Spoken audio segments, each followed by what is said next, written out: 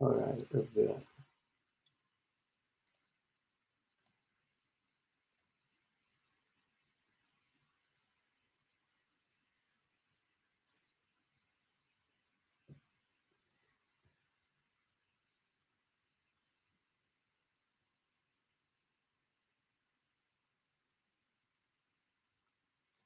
Hello and welcome to Who Books That with Harrison Greenbaum. I'm your host, Harrison Greenbaum. We're already up to episode 14, which is crazy. We had an amazing week last week. We have Matt Franco and his adorable grandmother. We also had Diva Williamson and an entire cast of people talking about all the pranks they pulled over on each other over the years. But wow, we have an incredible episode for you today. The very first episode of Who Books That was Matt King, and the first time we ever had a surprise guest. The surprise guest was Lance Burton, Mac's childhood friend, and I've been waiting so long to have him as the featured guest. Lance has been an inspiration to, I would say, millions of people and thousands of magicians around the globe. He is the first American to win FISM, the Magic Olympics, which is like the regular Olympics, except all the competitors are virgins. He had one of the longest contracts, at the time was the longest contract in Vegas. He's at the Monte Carlo. He performed for millions of people. I have the exact stat right in front of me. There we go. 15,000 shows in Las Vegas for over 5 million people. 31 years in Las Vegas. He truly is a master magician, and I am so excited to bring him on. Before I do, though, I should mention that this show is presented by the International Brotherhood of Magicians, which Lance has been an incredible ambassador of. And if you'd like to join the International Brotherhood of Magicians, you just go to magician.org/join the IBM/join. Super easy, and join this wonderful organization. I'm a member. Lance is a member. So please make sure you join it. And we are here every Monday and Wednesday at 7 p.m. If you're on the East Coast, 4 p.m. if you're on the West Coast. And you can follow me at Harrison Comedy on Twitter and on Instagram. And if you've been following the show, you've noticed my hair is getting much longer. The pace is coming in, and the full Jew is coming out. But it is now time to bring up the man of the hour plus hour and 15 minutes. He is amazing, and I am thrilled and delighted to bring him on. Make some noise. Get excited from your apartment and your home. It's Lance Burton, everybody. Hello, Lance. Harrison, how are you? How you doing? Great. So it's just like the irregular Olympics. Yeah, exactly. When I was hosting The Illusionist, I had to bring up Shin Lim, and I tried to figure out a good joke to read for every time I mentioned his physical word. Oh, there's the linking ring. And thank you for the IBM for sponsoring the show. I've been a member of the International Brotherhood of Magicians for 46 years, and I just today got my linking ring magazine for this month, and I've just been reading it.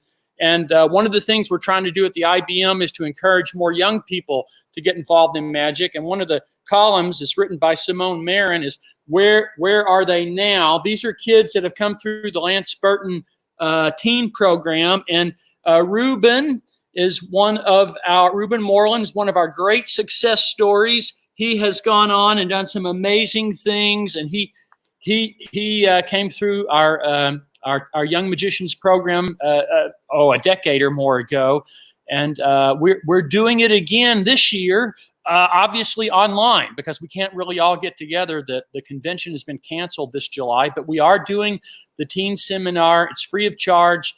Any teen who's a member of the IBM or is associated has a family member in the IBM, so that you can find all that information on the IBM website. So anyway, happy to be here. And, no, that's amazing. The linking ring is awesome. It is the perfect size to read while you poop. That's what I say. It is a fantastic bathroom read or a regular read. It's definitely worth saving. Is this a family show or is this a late night show? That's why I said poop. Oh. But also, I love that you brought up Ruben. Ruben is somebody I've known since he was a kid at Magic Camp, and I did a travel show where I literally traveled all around the world. It's called Recalculating, and Ruben was my director of photography and editor. We flew around the world together. Ruben's done he's an incredible magician and an incredible filmmaker. An incredibly talented young person, and he's going to be a success no matter what direction he goes in life. So we're very proud of him. Yeah, and Simone is watching. She just put up the link. It's bit.ly/2020 LBTS, Lance Burton Teen Seminars. That's pretty easy. There we are. Thank you, Simone. And I love you're filming. Are you in Las Vegas right now? I am in Las Vegas. Yes, sir. I love it. I love that the classic costumes behind you. Those are fantastic. Behind me, over here, the Harry Blackstone fans will recognize the Merlin character. That there was a trick that Harry Sr. and Harry Jr. closed their show with. It was called The Old Man and the Whiskers, and it was a transposition. And the first time I saw that trick was in 1977. Matt King and I were sitting at Abbott's Magic Convention, and it was an afternoon show, and it was the first time I'd seen Harry Jr. live. And he did this illusion and just stunned us. The entire audience got up and left, and Mac and I sat there in the bleachers literally for 15 minutes, neither one saying a word. And finally, Mac looked at me and said, "How do you do that?" And I said, "I don't know."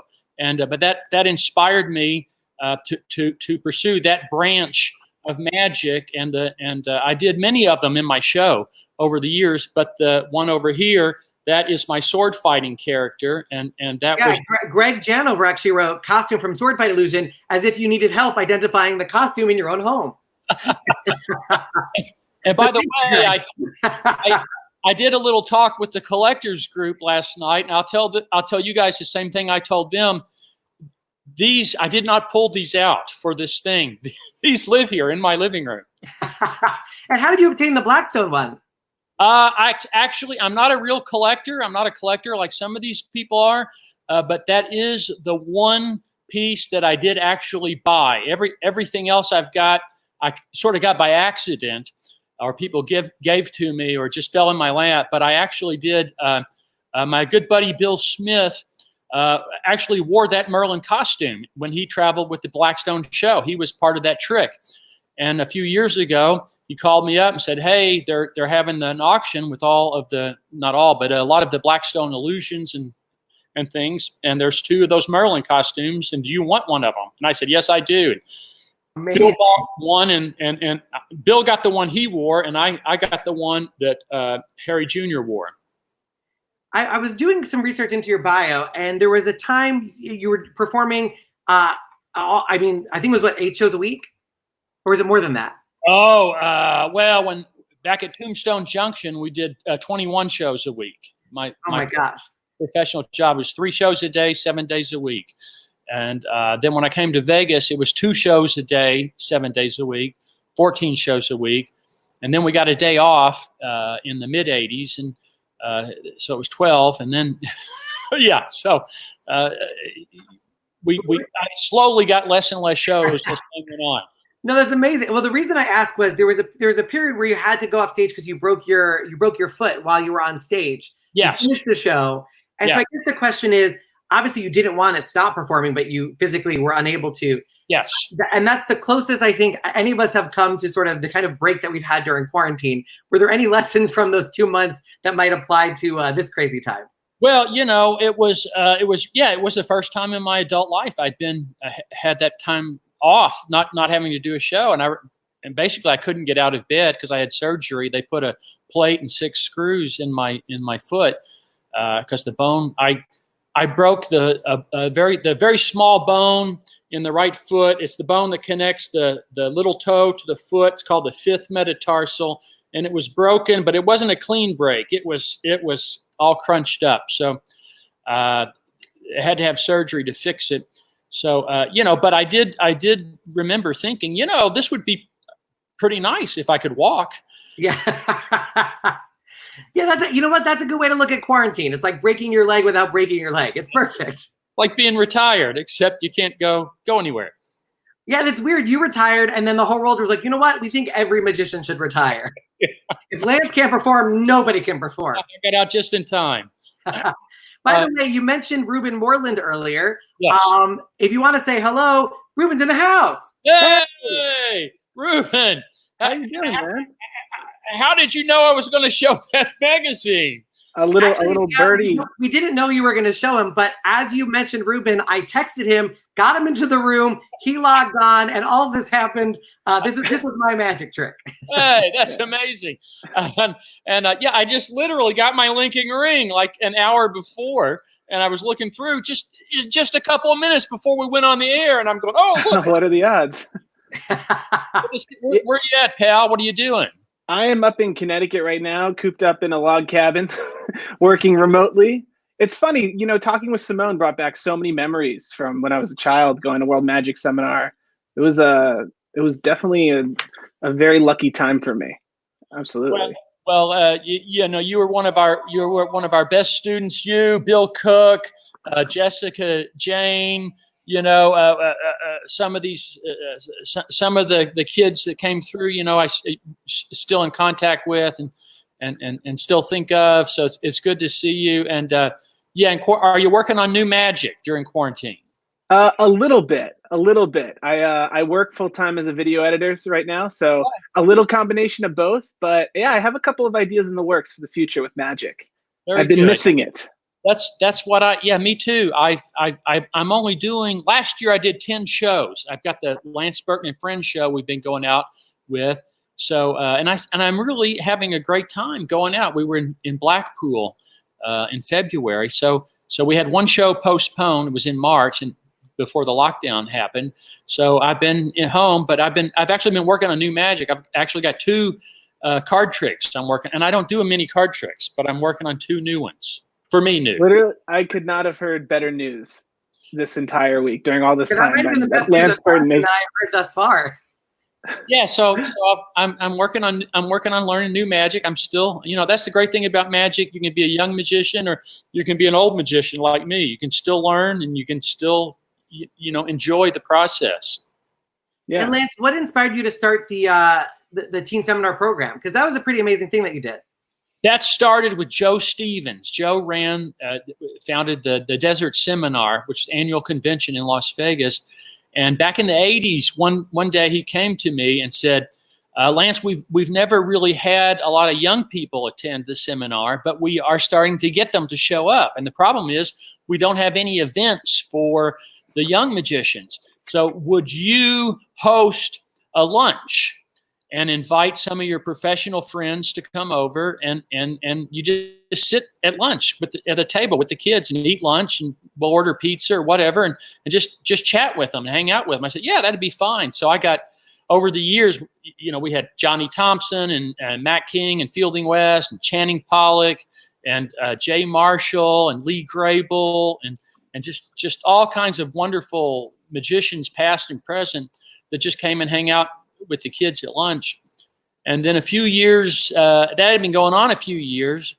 And then the next idea was that we make it a whole weekend, a separate seminar. And they came to me to propose that. And I said, well, listen, that's very ambitious, your idea, but I think it's a good idea. If you can get Jeff McBride and Eugene Berger to run the program and actually run the classes, then I will lend my name and I'll do whatever you need me to do. But, at the time I was doing 2 shows a night, full evening shows. So I didn't have the know-how or the time to put the whole thing together. But I know that Jeff and Eugene were really good at running a classroom because I'd been to a couple of their mystery school and master classes. And so that's what happened. And Jeff McBride is, and now Larry Haas is the dean of the mystery school. So they're really the ones that do the heavy lifting. And Simone Marin and Bill and Becky Wells in the past, of course, they were instrumental in the program. So it was a lot of people contributing to it. I always say I'm like Ronald McDonald.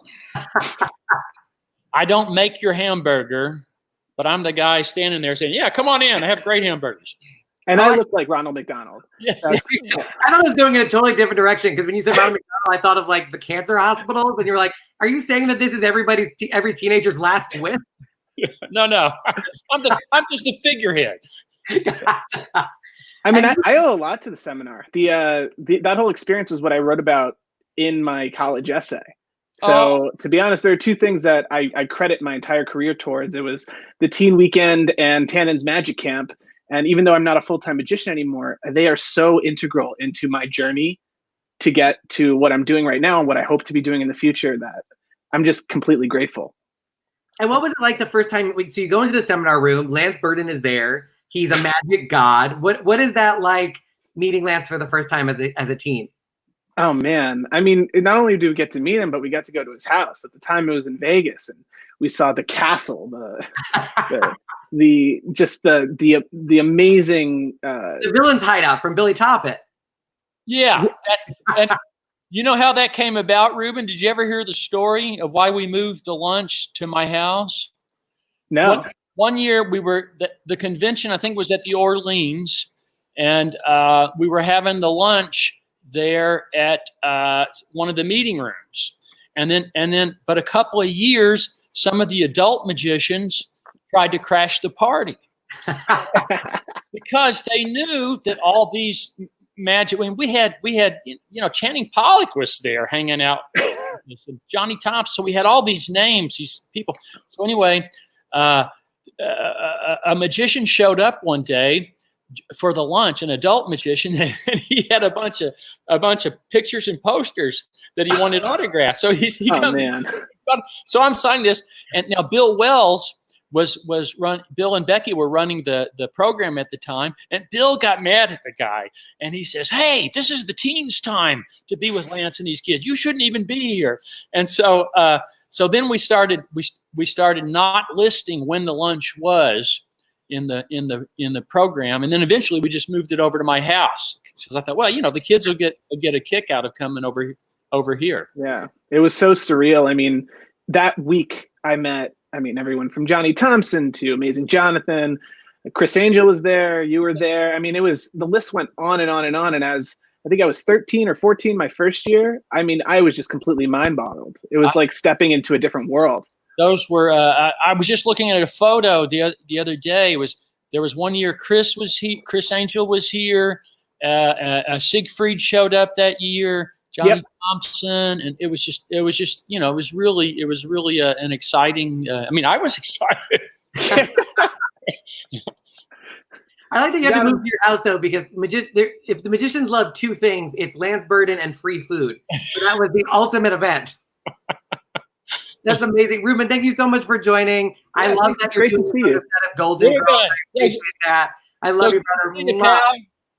Take care. Hope to see you in person soon. Take care, man. I'll see you very soon. Take care, guys. Keep up the good work. Ruben Moreland, everybody. That was amazing. What a surprise. You just did that on the fly? I did. It's like the Matrix for me. I'm beautiful minding this whole thing. I don't know how you can text someone and talk with me. Oh my God. I have four hands. I have a hand coming out of my chest. That's the only way this works. But speaking of teenagers, you were a teenager once. You were. I have some pictures of the early years of Lance Burton. Many years ago. Oh yeah, here's I'm probably in my 20s there. Yeah. Okay, that's good. Yeah. At this point you've already done the Tonight Show, or you're about to do the Tonight Show? Well, I think that photo was taken here in Las Vegas.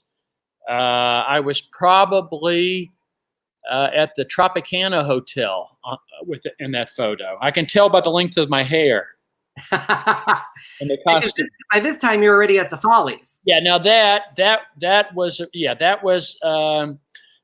a photo that we did right after I joined the Follies. Right after I had won, I think at FISM, the Grand Prix, and I think Bill Larson called and said, "We want to put you on the cover of Genie. Do you have a photo with the Folies Bergère sign or something that says Folies Bergère in it?"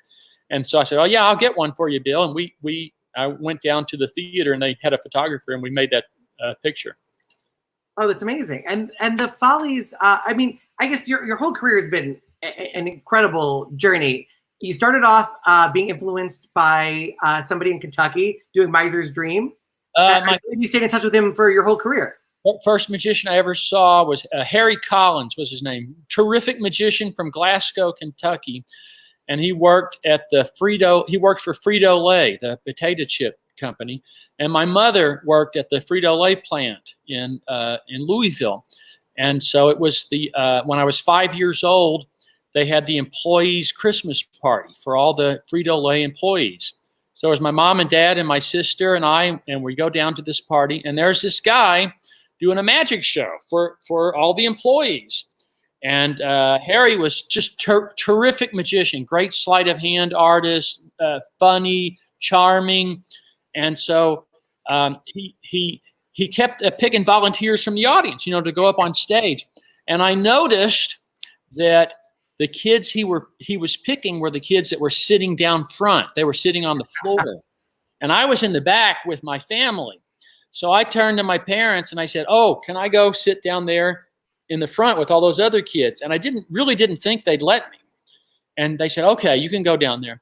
And so I get up to go. Now, my little sister, who was probably 4 at the time, then I hear her say, I want to go down there too. And now I'm thinking, oh, she's going to ruin it. She's going to take your chance. And so they said, yeah, you can go too. Lance, take her hand and go with her. So we both go down to the front and we sit. Now, just at the time we sit down, Harry says, okay, I need a volunteer. I need a kid from the audience. And, of course, every kid raises their hand. You know, pick me, pick me. He looked right at me and said, this young fella here. And I got to go up on stage. And he did the miser's dream. So he starts pulling money out from my elbows and ears. And that was it. That was my introduction to magic. And I didn't understand what I was seeing. I didn't understand what this was. And I thought the guy had real magic powers because for the next month, I would get up every morning. I go to the bathroom, I brush my teeth, and then I look in the mirror and I check very carefully and to see where was that money that I had missed. And then finally someone took pity on me and said, Lance, the guy doesn't really have magic powers. It's a skill that he learned.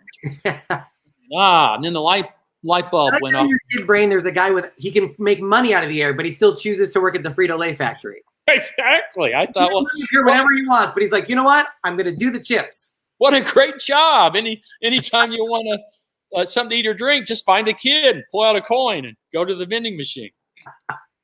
Yeah, that might be illegal now. So maybe he would be forced to go to the. There's the weird stranger who's pulling money out of random kids. You're like, I don't know if that's allowed.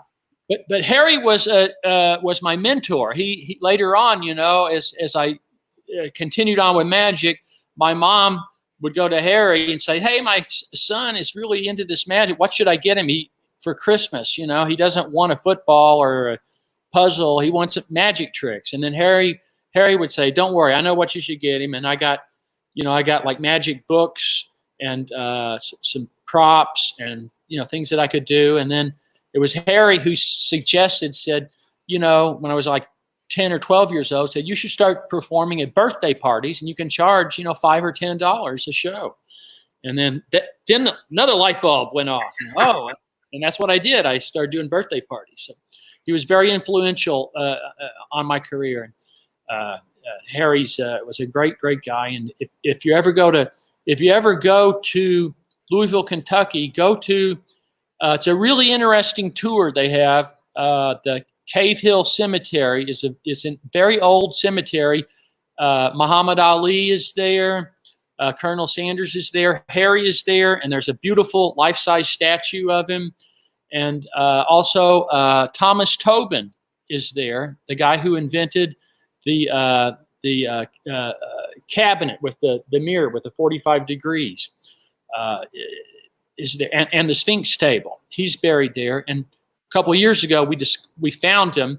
My buddy Keith West and I were the first magicians to find his grave, and we put up a nice monument there for him. And it was Jim Steinmeier that tracked him down, that found him there. Wow! So it's interesting, and that was written up in the MUM a few years ago.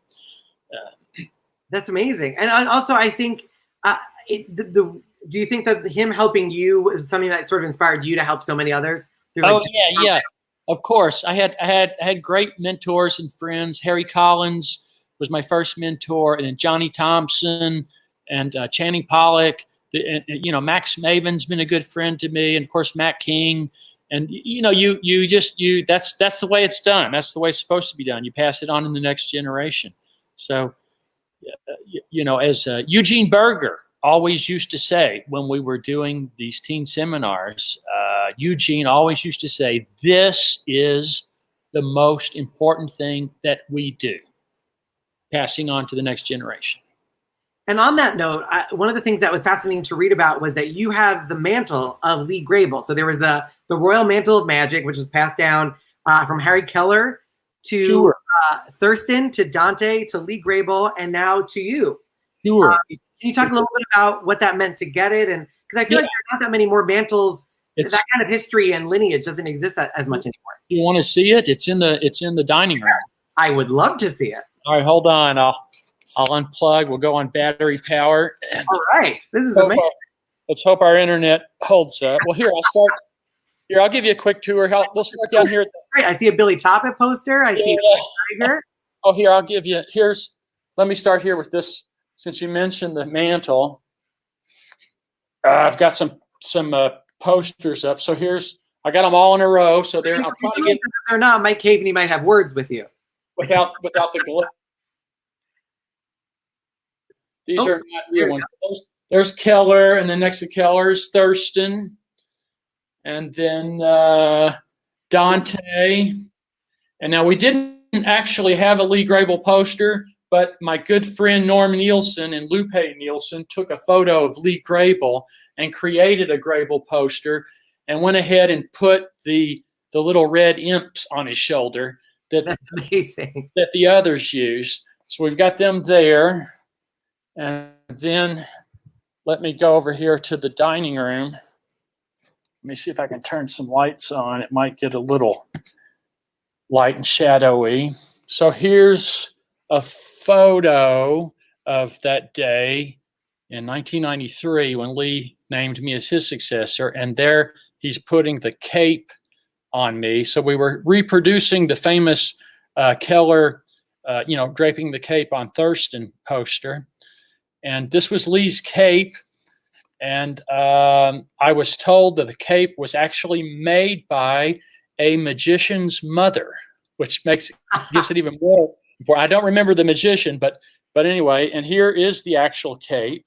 Amazing. So that was the moment when he draped it. And here is this calligraphy thing that my good friend and manager Peter Ravine had made, and I'll try and zoom in so you can see it. But it's got the whole lineage listed there, and LANCE BURTON. So that's it. There's the dining room. Oh, nice. They're expecting a lot of company for a quarantine. Yeah, I thought you were coming over for this interview. I think we can sit on both ends of the table. We'll be fine. Here's Houdini in the living room. So back in 20 years ago or so, the U.S. Postal Service issued a Houdini stamp, and they asked me to do the unveiling. So they had this big, huge stamp, stamp made, and we did it on stage. Let me go over here. And so we did it there at the Monte Carlo Hotel, and I did the upside down straitjacket escape with a stamp in the background after we unveiled it. And we had there that day Tony Curtis. Wow. And Tony Curtis strapped me into the straitjacket when I did the straitjacket escape. And that was a thrill. Tony had moved here. I got to meet him. He came to the show. Super, super guy. One of the most charming people you ever meet. And so that was a really a fun day. Of course, Tony Curtis played Houdini in the movie. And then here's some of Houdini's. Here's some actual stamps on the day it was released and a Houdini picture. And this is a piece of the Houdini upside down straitjacket water cell. So there is a piece of burnt wood, a piece of glass, and a nail that came out of it. And I tell you how I got that was I was at Johnny. The original was destroyed. Was owned by Sid Radner, who was a protege to Hardin, Houdini's brother. And in Houdini's will, he left all of his props to his brother Hardin, with instructions that when Hardin died, Houdini's props were to be destroyed. But of course they weren't. By the time Hardin died, he left them to his protege, Sid Radner, and Sid had them in the museum up in Niagara Falls, and they had a fire, and so it was destroyed. And they sent it to Johnny Gone to have it restored. So I was at Johnny's shop, and I walk in, and I forget what I was there to look at. He was doing something, or I was there to see a prop. and there's this metal. It was all that was left was the metal framework, and it was all black. And I walked up and I'm looking at it, and I'm thinking, I wonder if that's it. And Johnny comes out, and I said, Johnny, is that Houdini's water torture cell? And he says, yeah, the rest is in the trash. You want some? Yeah. So yes. we went over to the trash can and picked out that piece of wood and a piece of glass and a nail. And so my friends Norm and Lupe made that little display for me. So, yeah. So like I say, I'm not a collector, but these are things I got by accident. I just happened to walk into a shop and there it was. But that's amazing. I mean, even with the cell, you did, you called it the death tank. You did your own water torture cell escape, combining all of Houdinis. You were in a straitjacket. You were upside down, essentially buried alive underwater. How do you dream up something where you combine all those together? I would love to say that I was the genius that invented that, but it wasn't me. That was Jim Steinmeier, 100%. And I invented the sword fight illusion and the appearing car. And there's things in my show that I did invent and that I came up with, but that was 100% Jim Steinmeier, and it was just a really fantastic trick. I wouldn't want to do it, twice a night in a show, but to do it once for a television special, it was a terrific number. I remember as a kid, the one that struck out to me was the roller coaster escape, where you were tied to the tracks. You escaped before it came over. And as a young budding magician, it looked very real, and it looked like it was an actual close call. Now that I get to talk to you directly, what was it as close a call? Was the fear on your face real? Well, I tell you what, that was Johnny Thompson, I think, trying to kill me. I wasn't the first one to do that trick. About 10 years before I did it, Johnny was hired to be the magic advisor for a Japanese television special. They had a female escape artist, and they were shooting a whole hour special in a Japanese theme park. And so Johnny had to come up with a bunch of different escapes for her to do. And he went to the park and found locations and came up with ideas. And one of the things was to escape from the tracks of a roller coaster. So they shoot this thing, and then he comes back and he shows me the video, and I was like, oh wow, that is really great. So then when I start doing my TV specials, every year Johnny would say, you ought to do my roller coaster escape. I go, no, Johnny, I don't think so. And the next year, you ought to do my roller coaster escape. So after a few years, he talked me into it, and we did it. But that just before we shot it, Gary Wallette, who was the producer on that show, came up to me and he said, now, Lance, at the end of this, what are you going to do? And I go, what? And he says, let's assume that you get out and you live and everything's fine. This doesn't seem to me to be like one of those things where you high five the crew and you do. Right. What is your reaction going to be? And I said, you know what, Gary, I don't know. Let's just shoot it and see what happens. So we did it, and I set up and I said, that was stupid. That was really stupid. That was the first thing that came out of my mouth, and then afterwards, everybody's, oh, that was perfect. Well, okay. Well, we have that moment for those who have not seen it. This is the final moments of the roller coaster escape. Here we are. Now, is there audio on this? Oh, yes. Oh, yeah. And one chain is still attached to my leg, you'll notice. It's hard to see. That was stupid. That was really stupid. And for those who want to see it in slow motion, this is the slow motion. It looks so close. Yeah, we had a camera from the front. We had a camera from we had several different cameras from different angles, And there was even one camera on the other side of the tracks, which they used in an early cut of the special, but they got rid of it because you couldn't see anything, because we didn't think ahead of time. Because if the camera's back behind the roller coaster, as the roller coaster comes in front, it just blocks the camera's view. So Right. you don't wind up seeing anything at all. So they didn't use that shot. And when you're coming up, because each special had a sort of dangerous end. You were buried alive, coming up through the cement, through the dirt. That was in the hidden secrets of that. Now that was an interesting story. The premise of the special, Jim Steinmeier came up, I think, with the premise of the special. His idea was there are these legendary tricks that people hear about and we read about, but we haven't seen. No one in this generation has seen. So it was a whole special of those type of tricks. And one of them was the buried alive, which was a trick that Houdini was rehearsing to do in his 1927 tour. And in fact, there's a website called Wild About Harry.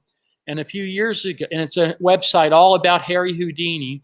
And a few years ago, someone discovered an advertisement from a newspaper advertising Houdini performing the buried alive. So they think he actually performed it for like a week to test it out before they went, nationwide on as the big ballyhoo piece of his 1927 tour. Of course, he died before he got to the 1927 tour. So anyway, so this was a legendary trick that no one had seen in a generation. Although there were other escape artists that did it. Alan Allen in England did it 3 times in the 1940s, and my good friend Banachek did it in the 1980s on a television special. So anyway, this was the concept of the special. So they had all these tricks. So again, Gary Wallette called me up and said, "Lance, we're doing this special called The Hidden Secrets of Magic. Do you want to do the Houdini's Buried Alive?" And I went, "Sure, Gary, be happy to." End of call. So as we were approaching the day, we're trying to figure out a good method for it, and we were kicking around ideas.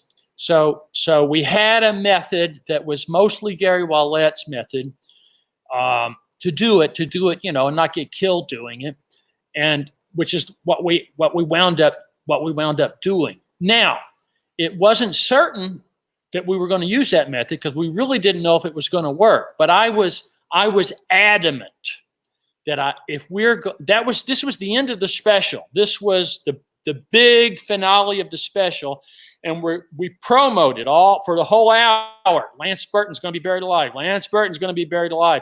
So I said, if you're gonna advertise this for an hour, then I got to do it. And they said, "Yeah, but it's too dangerous. Why don't we do this? Why don't we have you, the guy driving the bulldozer at the end?" And I said, no, I'm not going to do that. If I am the guy if I take off the thing, ha, ta-da, I'm driving the bulldozer. That's not an escape. That's an illusion. That's a transposition. But you haven't told the audience Lance is going to do a transposition. You've told them he's going to be buried alive and he's going to escape. So I have to dig my way out. And they kept proposing other ideas. Well, what if we run out with some cloth and throw it on top of the grave and there you are? No. They didn't want to be responsible for murdering Lance Burton. They didn't want to be responsible for murdering Lance Burton. So even when we got there on the set, we didn't know if it was going to work when we went to film it. So my stage manager, Alan Bracken, we had to have somebody to test it. So Alan says, "Hey, I called Mike Lee, and I said, do you want to come over here and test this thing before we put Lance here?" And I said, "No." So you have to explain who Mike Lee wound up working for me at the Monte Carlo. He was one of my stagehands, but I was still at the Hacienda at this time. So, but Mike Lee's father was Larry Lee. Larry passed away a few years ago. Larry Lee was my boss at the Tropicana Hotel. So you were going to kill the boss's son. He was the producer of The Follies Bergère. So when I heard that they'd hired Mike Lee for the day and they were going to use him as a guinea pig, I said, Alan, do not kill this kid. Do not kill this kid. So we get out to the set and we get out to the Valley of Fire and the first thing I do, I look around and I see these rocks up in the distance. This rock formation, like a small mountain. So I think to myself, I wonder if I can climb up there. There was nothing for me to do. They're setting up cameras and setting up there's nothing for me to do. So I'm trying to, what am I going to do? How are we going to shoot this? So I go and I find a path and I climb up on top of these rocks, and I can see the whole thing from down there. So then I climb back down. And about that time, the director shows up, and I say to him, "Hey, you see those rocks?" And he says, "Yeah, I can climb up there." He says, "Really?" I says, "Yeah, get into costume. Give me a camera." So I went, "Really? Yeah, let's go shoot some stuff before the sun goes down," because it was a night shoot for the escape. So, okay, so we climb up on the rocks, and now he has me jump around, and look off into the sunset and look and just take all this stuff. So anyway, we shoot the whole thing. I had to do it twice that night. I had to dig my way out twice. Oh my God. But we got it, and we all felt real good about it. And then when they edited it together with the voiceover and the climbing, jumping from rock to rock and stuff, it was very dramatic. And from the time I was buried, when they closed the coffin lid and started putting the dirt in, lowered me down, to the time I dug up, that was like 4.5, 5 minutes, 6 minutes maybe. And I was told on good authority that was the longest single shot ever done on network television. That's amazing. Because we wanted it to be one single shot from the time they could see me in the coffin, see my face going into the grave, the dirt, same camera the whole time, then me crawling out. So anyway, that I was told that was the longest shot in the history of networks, single shot, at least in magic specials. Can you imagine crawling out and then the director being like, "I'm so sorry, but one of the guys sneezed. So if you can get back in the box, we're going to do this." That's what happened. The first time I came out too soon. Too soon. They go, "Can you do it again?" I'm like, "Oh." Gonna wash the dirt off. I gotta go shower off and change costumes because I'm covered in dirt. But that was a different thought process going into that. Like the closest I've ever been to danger is I once performed with a cat backstage. I am allergic to cats. Oh yeah. But what do you do mentally to prepare yourself for an escape? Yeah, you just try to have as many safety precautions as possible in places you can bail if it's not going. Now that Buried Alive, the roller coaster, probably the scariest looking one. The Buried Alive, I think, was the most dangerous one because those rocks out there, the sand and rocks, were very sharp. When I crawled out, my arms were all cut up and scratched. In fact, the next night I went over to the Maxim Hotel. My friend Fielding West was performing in a show, and I went backstage in the dressing room before the show or after the show, and I took off my jacket, and I had a short sleeve shirt on, and Fielding looked at my arms. He was like, "Holy cow, what happened to you?" And I said, "Oh, that was last night. I did a Buried Alive escape." That's amazing. And I've been going through your whole television. You had so many amazing appearances. One that stood out was you got to perform for the Queen in 1989. Oh, yeah. What is that like? Because that's maybe the opposite side of it, a very different kind of danger. It was very exciting. The London Palladium, it's called the Royal Variety Performance. And I think they started this tradition back in, 1902 or something like that. So it's every year they have this a show, and they have music and singers and actors and acts and comedians and magicians, and they all get together, and it's a fundraiser for charity. And the royal family is a patron of this event. So every year, one of the royals is there in person. It could be, Prince Charles, or it could be the Queen. But the year I did it, it was Queen Elizabeth and her husband. It's like wine, though, right? Because I definitely feel like I would want the Queen over Charles. It's like good years and bad years. Yeah, I mean, it was exciting. She was sitting. The stage is here. The audience is there. She's sitting right here in the royal box. So I was doing the bird act. So what happened was, at the end of the act, I produced all the birds and the cards, and at the end of the act, 2 birds in the jumbo cards, and then one of the birds flies to the lamp, and one goes on the floor. So I go over and I pick up the bird and I toss him toward the lamp, and he goes back down to the floor. Then I look over and I go, stop the music. And I have this little comedy bit with the bird where I turn him around and try to get him to go up, and I pick him up on my finger and he still won't go to the lamp. And then finally I throw him in the air and he changes to the scarf, and I take a bow, and that's the end. So there's a live orchestra in the orchestra pit. And I'm out there normally during this show at the Royal Variety Performance. They had a live orchestra. So I get to that part in my act. Well, the bird flies down to the floor and goes into the orchestra pit. Oh my God. So now I thought, oh, well, this is okay. I'll just walk over and I'll ask, the conductor to hand him back to me. So I walk over to the orchestra pit. I look down in the orchestra pit. It's empty. Because following me is Jerry Lewis. And Jerry Lewis is going to do his routine where he conducts the orchestra. God. So they have moved the orchestra with him backstage. They're back behind me, behind the curtain, setting up. So now, of course, we're at the London Palladium. The Queen of England is here. My parents are sitting in the balcony. They came over for the show, and it's full of the aristocrats, of England. So now your brain starts, the synapses start firing off. And so I think, okay, I could go off stage, I could go down those stairs and go down, and I could find it, and then find my way back up. And I'm going, that's going to take too long. So then I just decide, okay, I'm just going to go get that bird. So I turn to the royal box and I say, excuse me one moment, Your Majesty. And I crawl into the orchestra pit in full tails, tuxedo. Now I find the bird. Now remember, I'm palming a silk handkerchief. So I get the bird. He's sitting on a musician's stool.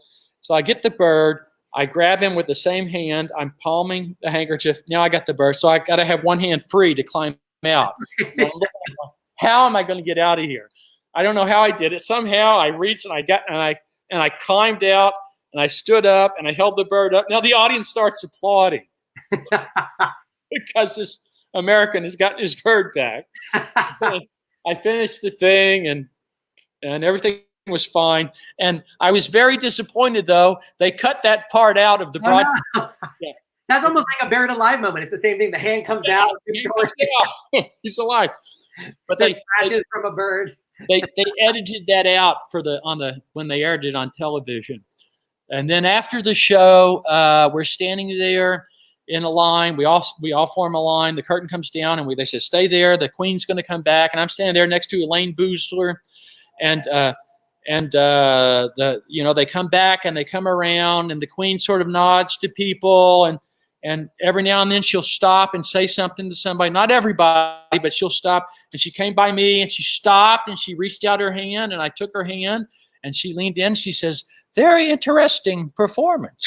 I actually have a video of that moment. Let's watch. Here. Meeting the Queen. There's a fantastic narrator. Yes. There. Very interesting performance. Yes. And there's Elayne. There's my friend Elayne Boosler, the famous comedian. Actually, you know what? I think it would be great to back up this story. We actually have Elayne Boosler with us. There you go. I am not in Saudi Arabia. I just want to say, after months of quarantine, I have a better mustache and beard than you do. And I have not had hair dye or straightening in months. And over my dead body will you see my my upper echelons today. Oh, But only for you would I have even shown this much of myself with oh, the quarantine going on. I have to tell you, I think it was the first time I ever saw Lance perform. At that performance, he stunned the crowd. It was silent, elegant. It was the most beautiful thing I'd ever seen in my life. And I loved him from that day on. We became fast friends. I thought I remember the dove flying up to the Queen's box, the railing, and coming back. Am I wrong? somebody told me, I think it was Stan Allen that told me, he says, you know what you should have done in rehearsal? You should have had your mom sitting up in the royal box with a bowl of birdseed. Well, you know, I've had an unanswered question for 30 years and you just answered it. She only talks to a few people. She doesn't stop at every person on the line. And I always wondered what she said. And now I know because she stopped at me. And she looked at me and she said the same thing, except she said it with so much attitude because, you know, I had struggled up there. She just went, very interesting. And I had to do everything not to say Artie Johnson, 19th. But, you know, yeah, so that's what she says to people. Very interesting. But I think to you, she said it with love. And to me, she said it with, oh, my God, kill yourself. But that was a very exciting, that was an Oh, it exciting was show to be on. fantastic. Yeah, it was such a great memory. And the fact you sent me the link of her greeting us last year, I had never known it existed. Oh, and you sent it to me. Yeah, And- they aired it. They aired it on TV on I think the BBC. Oh, yeah. Well, it was so nice to have that. It's such a nice thing. But weren't her eyes like see-through blue, like this blue? And she was gorgeous. Her eyes were these amazing twinkling blue. She was phenomenal. Yeah, it was a very exciting show. I'll tell you a quick Elayne Boosler story. You know, Elayne and I both love animals. Yes, we That's do. another reason I wanted you guys together is you guys do work helping animals, rescuing animals. Elayne has a foundation that gives away money, raises money for animals. You know, she concentrates on the. Oh, thank you. So about 20 years ago, I was doing a benefit show at the Monte Carlo, and it was for the local the Animal Foundation here in Las Vegas. Mm-hmm. And it was I called Elayne and I said, I think on the show it was me and the Smothers Brothers, right? Elayne. And so, but I called Elayne. I said, Elayne, we're doing a fundraiser here in Las Vegas for the Animal Foundation, and we'd love to have you come and perform on it. And she says, what's the date? And I gave her the date. I'll be there. I went, oh, well, yeah, okay. Well, let's talk. You know, we want to get your flight. No, don't worry about it. I'll pay for my own flight. Well, what about a hotel? No, I don't need a hotel room. I'll fly in. I'll stay in a kennel. It's like, wow, if only everyone in show business was that easy to get along with. I mean, she on her own dime, she spent her own money to buy her own plane ticket, and she flew up from LA. She came to Vegas. She did the show, and she was fantastic, and everybody loved her. And she didn't ask for anything, and it was just like, yes, for the animals, I'm there. Oh, what a guy. Thank you for that. Well, yeah, I stole a dog, but I didn't say it to anyone. I have two dogs literally pushing on me. You can't see because they eat at 5 on the dot. And I swear they swallowed a clock like Captain Hook's alligator. And at 5 o'clock, I swear they'd eat my hands if I died at 5 o'clock. But they have to wait because this is so important. And yes, thank you. And then I formed Tales of Joy, which, as you said correctly, we fund the tiniest, neediest rescue groups across the country. And, you know, oh, look at that beautiful puppy. Speaking of dogs, look who just went by. This is Rocky. He's 10 years old. Wow, he looks like a puppy. He's so beautiful. He is the world's friendliest dog. Oh, how sweet. Oh, look at look. This is Bo. He wants to eat. And there's a big one down below. These are the leftovers when we do, you know, nobody wanted them, then he bit a kid. And he hit the computer. This glass of water. You know why? Because he wants to eat. That was not an accident. He is so deadly when it comes to food. Are you petting your water glass? Is that your? No, I have no. I have. So I'm just petting. Oh, well, you know, we've been doing since the lockdown. We have been sending pet food across the country 8 hours a day for anyone, and it's good for them to hear this. Anyone who cannot afford to feed your pet now because you lost your job, you just email Elayne, Elayne, at talesofjoy.net, TAILS, and we will send you pet food to feed your pet. That's what we've been doing endlessly for weeks, keeping people's pets fed. Elayne, you are an angel. You are a genius. I mean, you're amazing. And do you remember when we did Politically Incorrect together in Vegas? Oh. With Ted Yeah. Nugent?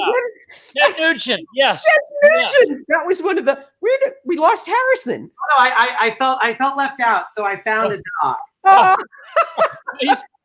He just texted Ted Nugent. He's going to be on in 30 seconds. oh no. Well, I like the dog. Much of a personality, but he's very well behaved. And he's very well trained, and you don't have to walk him, so it's great. He's just very good. Oh, well, our Ted Nugent thing, I said Ted was doing some gun stuff, and I came up with a statistic, which I know to be true. And I was sitting right next to Lance on that show. And Ted looks at me and he says, "Where the hell did you pull that fact out of your ass?" So I looked at him and I looked at Lance and I said, "He's the magician. He pulled it out of my ass."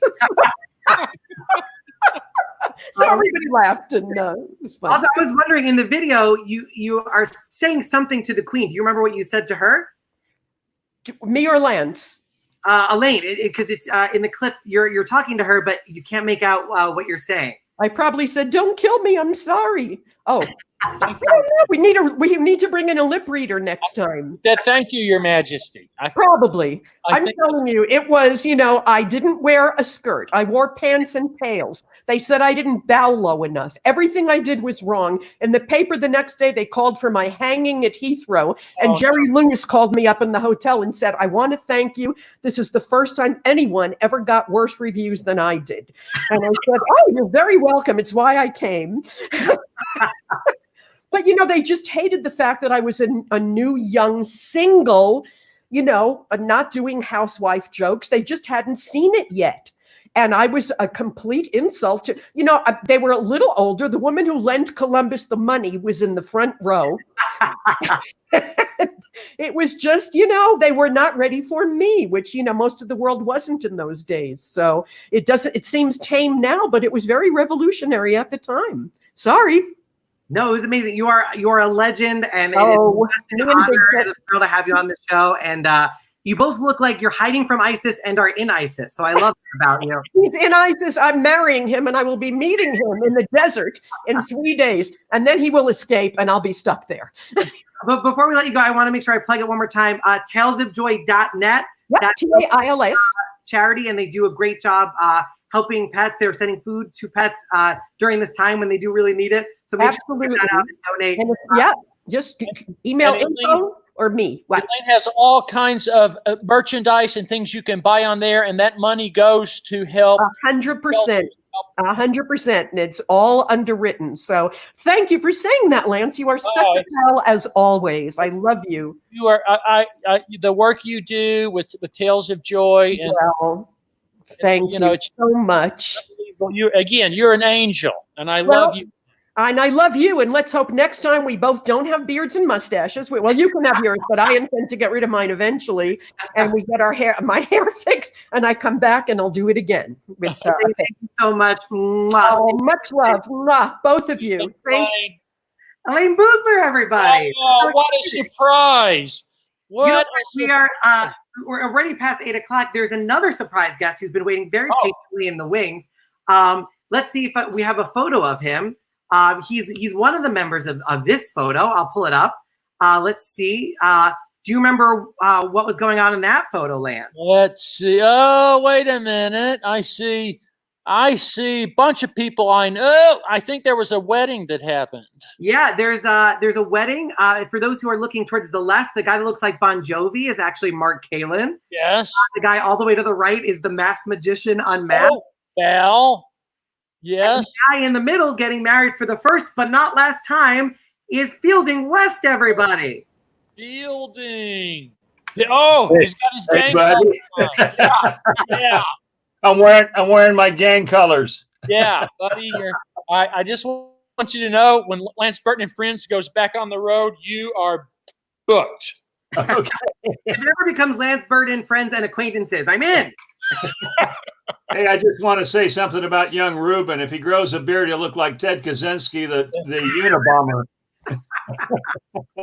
Elayne was fantastic. I can't say enough about all the guys. I was on that show, by the way, as you remember. The what? I was on that show with the Smothers Brothers and Elayne. You were on that show. Yes. But I wanted to say that I met Lance Burton years ago at the Desert Magic Seminar. I was one of the young teens that came on. But, you know, he talked about Channing Pollock. He talked about Channing Pollock being there and all the famous magicians. But I was the most popular spokesperson because when I came to the Teen Magic Seminar, I was thoughtful enough to sell those kids fake IDs because they were in Vegas. Okay. Let's verify that. We have another member of the team program making a quick cameo. It's Andrew Bossa. Let's see if he's in the house. He's left the house. He's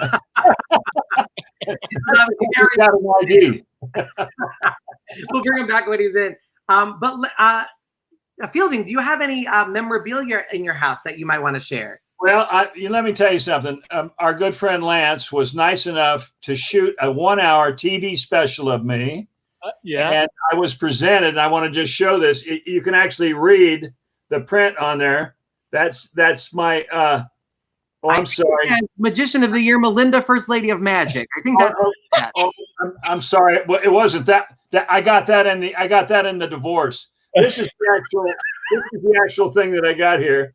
And this was actually given to me by Tony Hostini because in 2009 that show actually aired. And Lance was the reason that show aired. So that's Hocus Pocus. It's Fielding West, which, by the way, will be airing pretty soon. Right, Lance? Yes. What do you? Yeah, I've been talking to. We did the Billy Toppett screening through the IBM a few weeks ago, and we've been talking to him about airing some more specials. So I'm in communication now, with them. And so we may air one of my TV specials, and we may air a Fielding comedy special. So while people are stuck at home, let's give them a little entertainment. I want to say something about that wedding shot, Harrison, that you showed. That was not my wife standing next to me. My wife was the one taking the photograph. You would think that the married couple would actually be in the shot. She went. She took. That was from Lake Tahoe. And at the wedding, not a good sign if the bride wants to take the photo. Right, exactly. But at the wedding, there was only 2 people that were sober, my wife and Lance Burton. So that was everybody else had been drinking. That girl standing next to me on my left is a young Cyndi Lauper, I believe. That's Mark Kalin's assistant at that time, and the girl to my right was Brett Daniels, who's standing right behind her. Brett Daniels' assistant. And, of course, the guy behind me is Lance Burton. And then behind Brett Daniels is Tim Cole, just before you get to Valentino. So it was a star-studded, or as the entertainment director said, I've never seen that much black hair in one room in all my life. Is there a young Christopher Hart all the way in the back left? Pardon? All the way in the back left, second person from the left? Yeah, that's Tim Cole in the back. Oh, Christopher Hart on the left behind Mark Kornhauser, yes.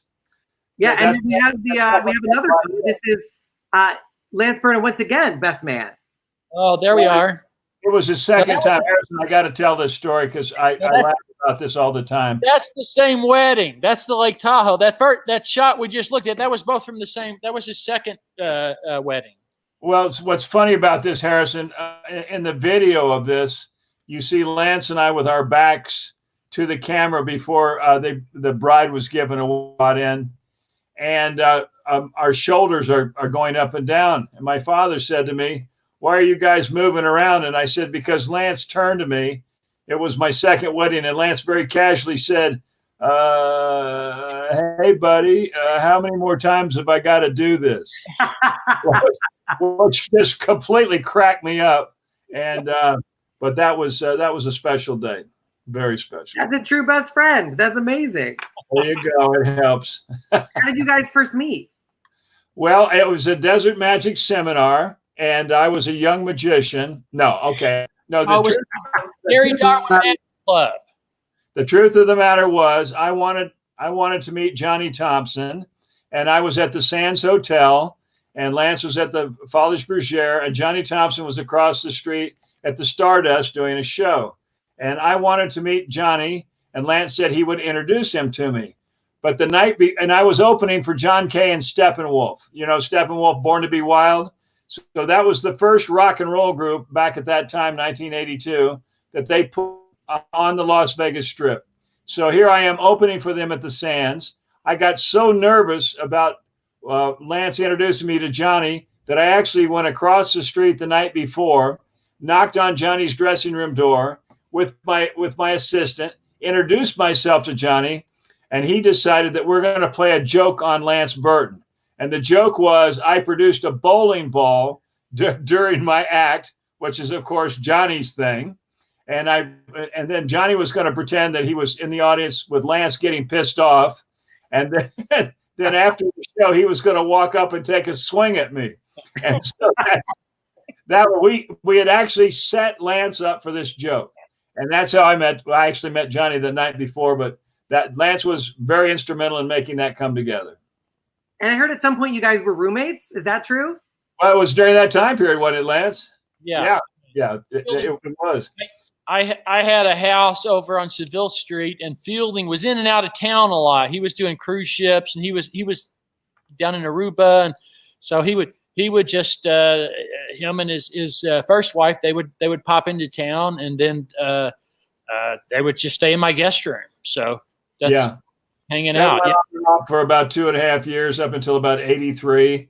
And then we wound up, I don't know what happened after 80. Oh, that's where Lance invented the sword fight trick that he was so famous for, the transposition. My first wife decided she no longer wanted to be in my magic act. At that time, I was doing a sub-trunk where I would stand, she would come out in black fishnet hose, a G-string, and a bustier on roller skates. I would put her in the sub-trunk in the bag. That's my costume that I perform. Then I would stand on top of the trunk, raise the thing, and drop it. Now I'm in the fishnet hose, the G-string, and the bustier, and I'd go, that's not it. So now I'd pick it up, bang. Now she would be there in that outfit, and when she opened the box, I'd be dressed again. And that was pretty much a calling card for me, but she got tired of doing that. She wanted her own act, and it was that day that she decided she didn't want to do it anymore, that instantaneously, somehow, some way, I had come up with the tiger trick using the same tearaway outfit, and that's how I'd come up with the shredded clothes underneath. So that was it. It was all Atlanta. I took the scissors. He had two outfits. So we took his old outfit and he put it on, and I took the scissors and I started cutting it up. Lance sheared my pants and sheared I had a 3-piece suit on, and I was all underdressed, and it just came out, and the tearaway went on over the top of it. It was the same suit. And I was able with a, what do you call it? Daylight seance hand. Is that, yeah. What was that with the one hand? Yeah. I think the original version you used a daylight seance. Yeah, so I would just reach over and I'd tear all my clothes off because I had the fake hand up here, and then later on I just said, I just throw the sheet over my head and tear it off because I got tired of bringing that daylight seance around. But it all worked out, and those were very creative times.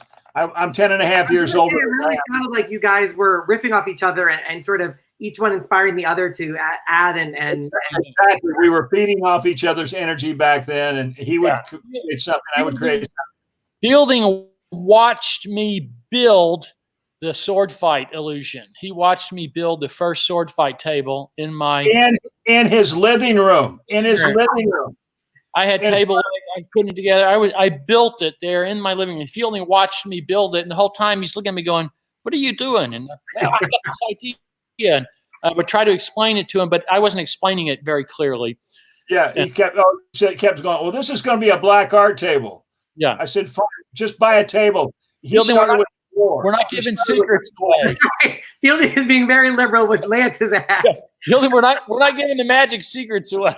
Oh, I thought this was going to the IBM. Yeah, but anybody can watch this. That's right. It's on the internet, Fielding. Okay, sleep. Also, I could see the mask of the villain in that trick. Is it based on what Fielding looks like when he wakes up? Yes. Yes. No,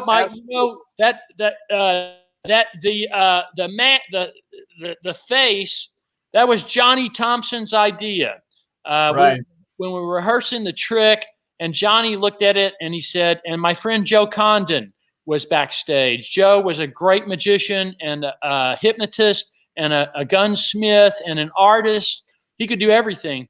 And Johnny said, that should have a face on it, some sort of a phantom-looking thing. And Joe, what do you think? And Joe looked, yeah, I can paint it. Joe took the mask home, brought it back the next day, and he had painted that on. I was like, wow, that looks great. Lance, what you're leaving out of this story, and what Harrison will really enjoy is this trick did not start with the table. Oh, This evolved from 3 giant cards. Yeah, it evolved. The method evolved over the course of 2 years working on it. Yeah, Yes. It was a long and winding road to get, twisty road to get to what you saw eventually in the show. But that's like every method. You invested quite a lot of money into this too. Yeah. So the costumes and props, and so Right. the first version wasn't really successful, but I had the costumes and everything. So I said, well, I got to come up with another way to do this. So, but a lot of magic, very few tricks when you're inventing from scratch, very few that I found will work right out of the gate. You always got to tweak them a little bit, or sometimes you just have to start all over. Yeah. So, but that's what makes it fun. Yeah, I mean, people, they see the end product and it looks so easy, and they just assume it just was birthed immediately. And performing 15,000 performances when they see you at a show that you've done, was it whatever it was, 14 times a week, or at a certain point, 21 times a week, they're seeing the end result of that. Well, now when Fielding goes with me, it's me, Fielding, Michael Goudot, Keith West, and the Illusioneer. So we go and we do these shows, these Lance Burton and Friends shows. And the best part now for me is after the show, we all go into the lobby, we sit at a table, we do meet and greets. So the people come by and we take photos. Hearing these Fielding can back me up on this. People come in and the guy will come in and he'll say, when I was a kid, I saw my mom took you to see your show, and I went up on stage to put my hand on the bird cage, or you vanished me in the car, and here's my mom with me, and here's my daughter, and she went up on stage tonight. And it's like, oh my gosh, you hear these amazing stories. It's fantastic to reconnect with people that saw me, 20 years, 30 years ago. And with Fielding, it's amazing because they're like, I remember during the Depression when you were 50 and you entertained us during such a hard time right after the war. Look at the back. Oh, there you go. That's the shirt last night at the Monte Carlo. Oh yeah, that was the closing night T-shirt. Yeah, September 4th of 2010. Yeah, be 10 years. That was 4 days after my 60th birthday. Wow. I know. You do the math. Look good, buddy. By the way, I found a photo of Michael Goudot, who you mentioned. He sent this one in. This was a night at the Follies where you guys evidently switched all of your costumes to see if anybody would notice during the bout. Did anybody notice? Well, now here's the story behind this. Mike and Frank, that was Michael's partner. Michael is dressed as me in that photo, and I'm dressed as Michael. So this was the name of their act was the Fly-By Nights, a comedy juggling act. So this was their last night in the Follies. This was their closing night. So we decided in the finale that Mike and I were going to change places. So we dressed Mike up, Michael Goudot, in my costume, and we slicked his hair back. I put on Goudot's costume, and I combed my hair forward. So when the three of us were standing together, backstage, everything looked okay. Because people go, oh yeah, that's Lance and Mike and Frank, and they recognize the costume. But it was only when they came out separately that people. So we're standing backstage, and one of the singers in the show, Ron DeCar, he walks by us, and he takes about 10 steps, and he stops, and then he turns and he looks back at us, and then he starts to turn again, and he takes another step, and he stops, and he turns again, and he does like this triple take, and finally he crosses his arms, and he just stares at us for like 30 seconds. And you can see the wheels turning in his head. And he's thinking, something's wrong with this picture, but I don't know what it is. And then finally it dawns on him that Mike and I are in the wrong costume. And now his face goes,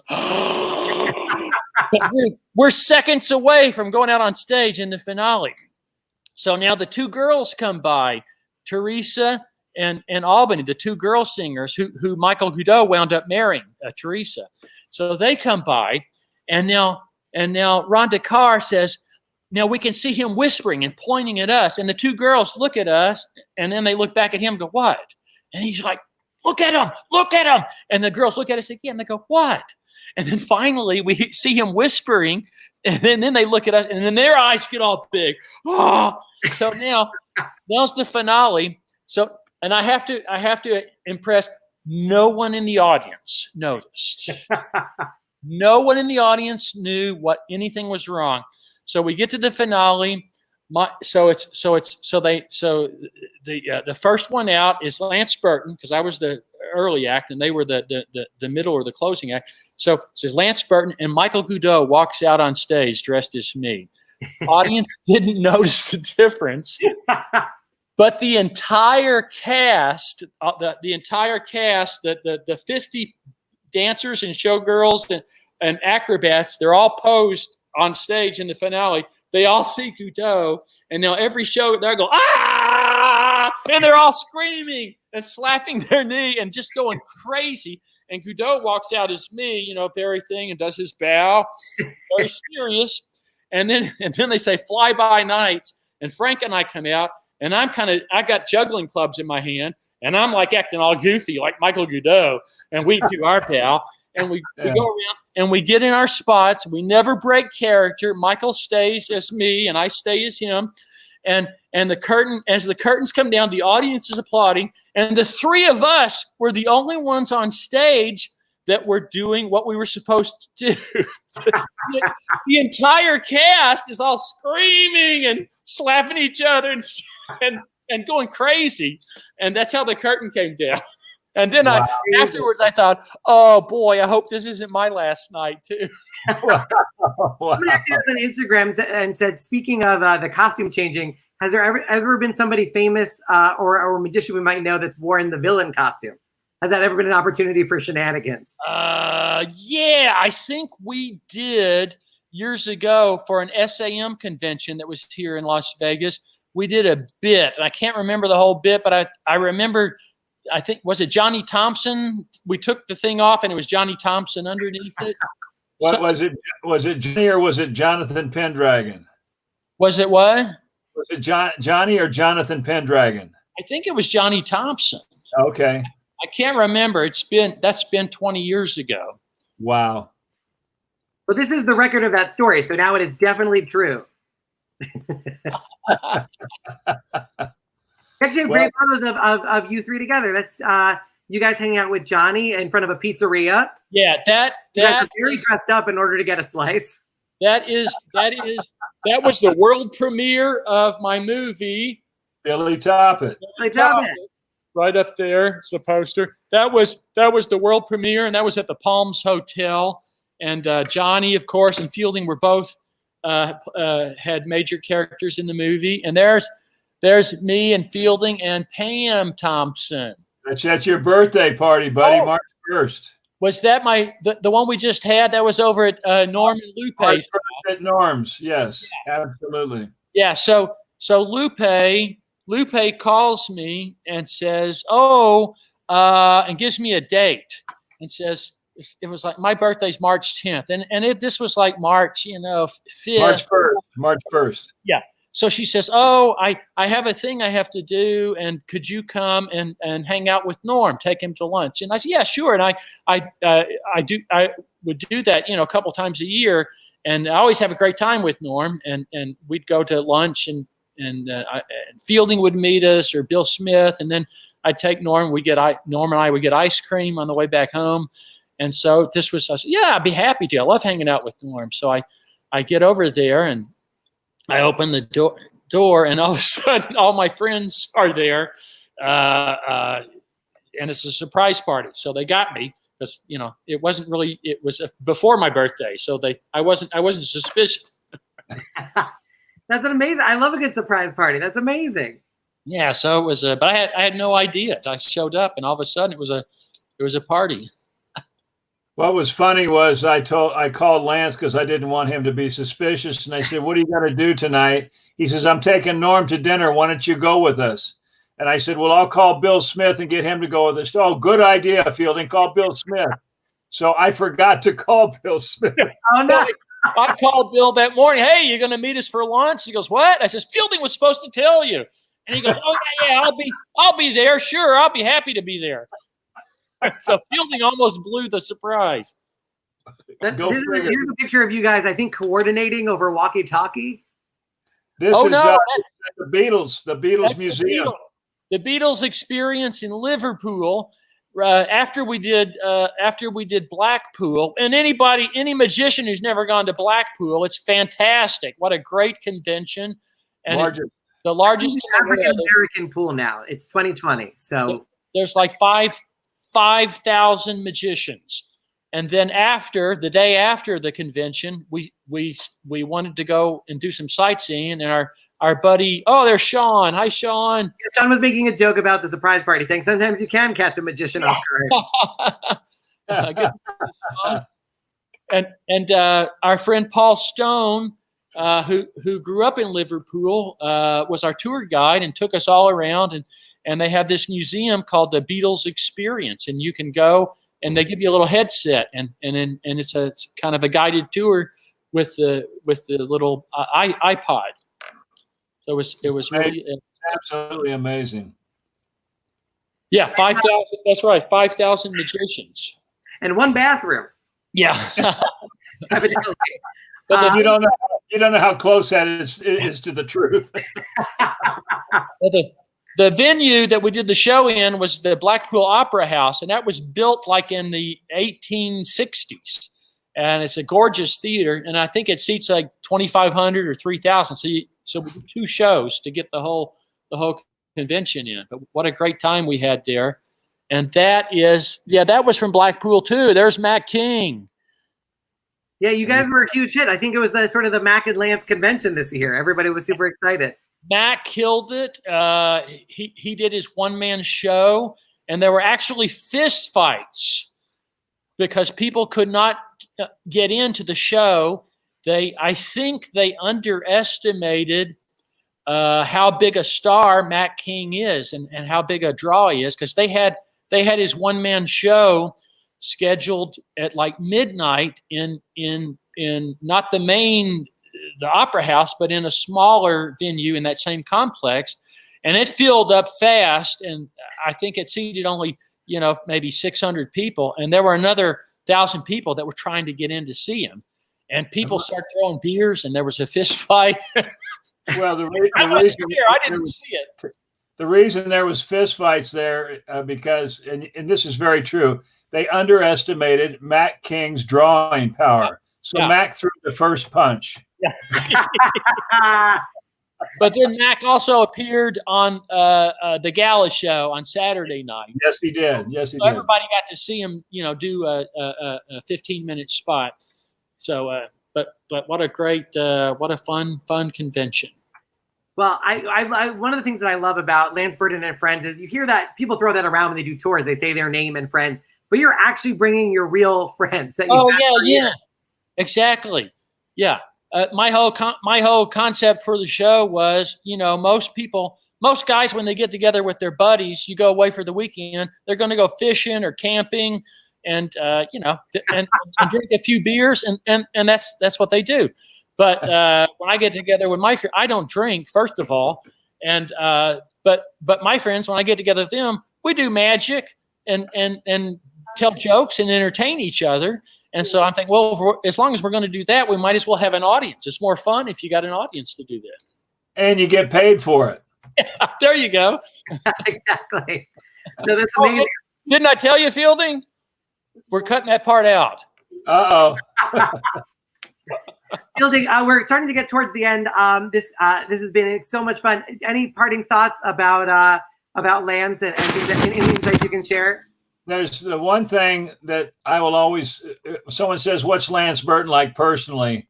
And I always say anybody that spends as much time with young magicians, encouraging them to learn the art and to put their time in on doing their own shows and rehearsing, plus all the dedication and time that he puts in on those animals. Plus Lance is responsible for me being the vice president of Variety Children's Charities of Southern Nevada. We deal with those that are severely and profoundly handicapped, and Lance was responsible for that. So he works for all three of those different groups, and I can't say enough about him. Fielding, thank you so much for joining us. Love you, man. Mwah. Stay safe and stay well. And we'll see you soon. Fielding Worth, everybody. Yes, thank you, buddy. That's amazing. And as we wrap up, by the way, we tried to put him in, but he escaped from his own camera feed. Andrew Bazzo, you were also part of the Lance Burton Teen Seminar. Yes. Say, what that meant to you to be part of the program? Yeah, like I'm so thankful. Definitely me coming to the Lance Burton Teen Weekend when I was 18, you know, flying for my first time alone all the way to America with the big dream of the World Magic Seminar and being accepted to be part, you know, between those 30 teenagers. Definitely for me was like a dream within a dream, and has been a life-changing experience, definitely. Yeah, the weird thing was that you didn't have an accent until after the seminar, so I don't know what they did to you there. But other than that, Andrew, thank you for popping in, and you were doing escapes as well. Was some of Lance's earlier escapes an influence for you? Well, definitely. Yeah, I remember sitting in the theater, you know, getting ready to see the show, and he was showing that video of the roller coaster escape. And of course, you know, I was already more on the escapes more than illusions and magic, and definitely, you know, great inspiration. So Lance, this is a great gift from Harrison for me to, you know, be and say thank you to you very much. Thank you, Andrew. So kind of you to join us, and I appreciate your words about the teen seminar and this is what it's about. It's about, you know, the next generation of magicians and preserving our art form, making sure there's magicians always in the future, and you're out there doing it. And God bless you and continued success. Thank you. Thank you so much for popping in. And Lance, I promise I didn't charge him a lot of money to do this. I promise it was a very, very reasonable. Andrew, thank you so much. Stay safe, man. Thank you. And Lance, we're at our final question, which is the final question I ask every one of my guests, which is there are a lot of young magicians who are watching. Some people who should absolutely, by the way, we put the URL earlier, but if you just visit IBM's website, you can join. You can be part of the seminar, which is happening. It's going to be virtual. It won't be physical, but it will be happening. It's a 2-day event. Lance is there. Eugene, not Eugene. Jeff, his spirit will be there though.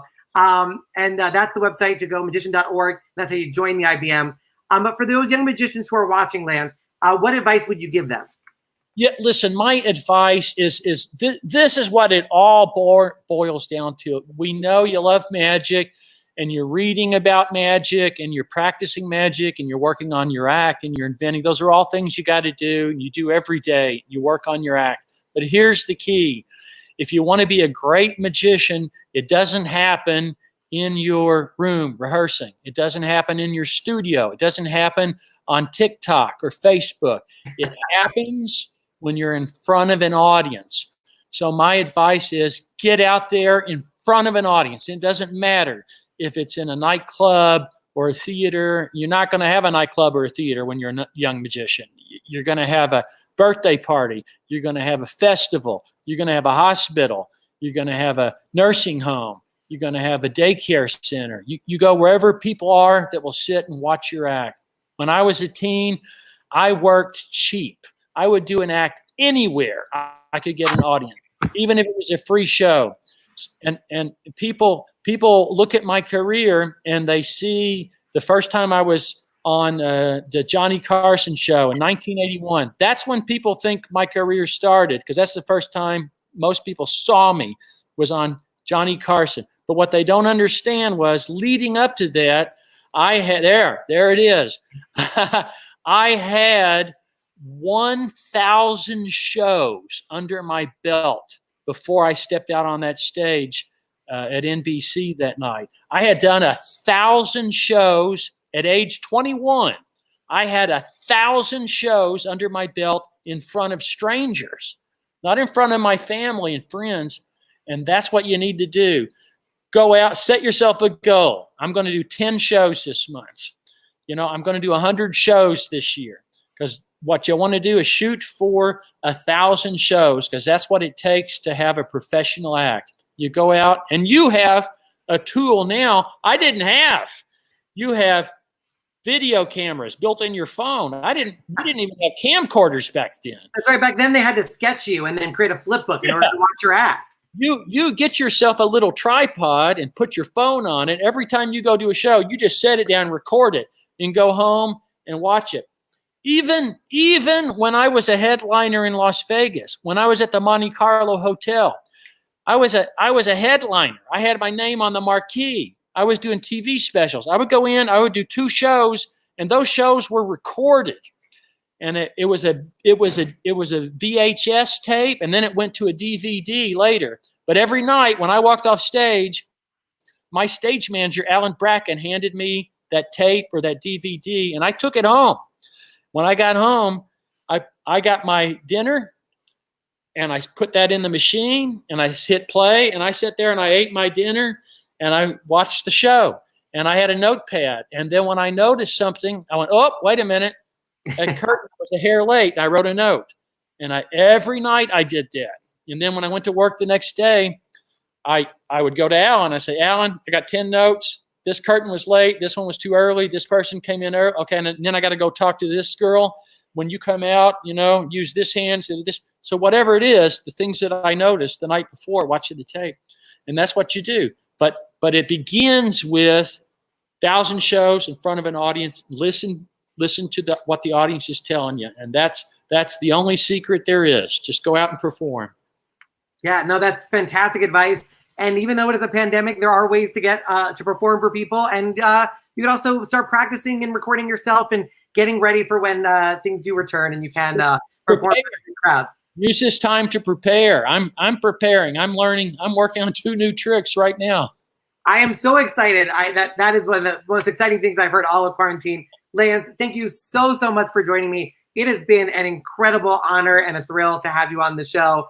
Thank you so much. Thank you, Harrison, for inviting me. And you are a fantastic host, and you have this nailed. You've got the people coming in, and you're doing all this all by yourself. I'm so impressed, and I apologize. We've gone long, and I've gotten so long-winded. No, it's okay. People, I can see the viewership numbers, and people have been riveted from start to finish. People are so happy to share this time with you. Well, thank you. And if you want, yes. So I'm talking to the IBM. I was talking to Alex the other day, Alexander. So we're trying to find a date. So maybe we'll play some TV specials. So I'm still working on that, and let us know if you want that to happen. So we're working on that. Absolutely, Lance. Thank you so much. Stay safe, stay well. I cannot wait to see those card tricks. Thanks. And I hope I'll talk to you again soon. Thanks, guys. God bless. Lance Burton, everybody. What an unbelievable episode. Thank you guys so much for tuning in. This show is every Monday and Wednesday at 7 p.m. Or 4 p.m. if you're on the West Coast. Some of the information that we went over in the show, you can follow Lance Burton MM. That's Master Magician. He's on Twitter. And if you'd like to join the Lance Burton Teen Seminar, it's bit.ly/2020 LBTS. That's Lance Burton Teen Seminar. And if you'd like to join the IBM, you just go to magician.org/join the IBM/join. Our guest on Wednesday is Jeff McBride, who is also part of the Lance Burton Teen Seminar. I'll pop that link up one more time. And Elayne Boosler, one of our guests, has a fantastic charity helping animals. It's talesofjoy.net. A huge thanks to all the special guests that dropped by. We had Ruben Moreland and Andrew Basso from the Lance Burton Teen Seminar program. We had Elayne Boosler, one of the most legendary comedians of all time. and Fielding West, who is a fantastic performer. So happy to have him on the show. And of course, an absolute huge thank you to one of the greatest magicians of all time. I think I can say that. Lance Burton, who was so generous with his time and incredible stories. We even got a tour, which is amazing. So make sure you follow him, Lance Burton MM. That's his Twitter. He also has his website, lanceburton.com. Thank you guys so much for joining. We're here every Monday and Wednesday. My Twitter's @HarrisonComedy. This has been another really, really fun episode of Who Books That. So thank you guys so much. I see all the comments, people from literally all around the world on Instagram, Facebook, and YouTube. You guys are amazing. So stay safe. Stay well. My name is Harrison Greenbaum, and we will see you on Wednesday. Take care, everybody.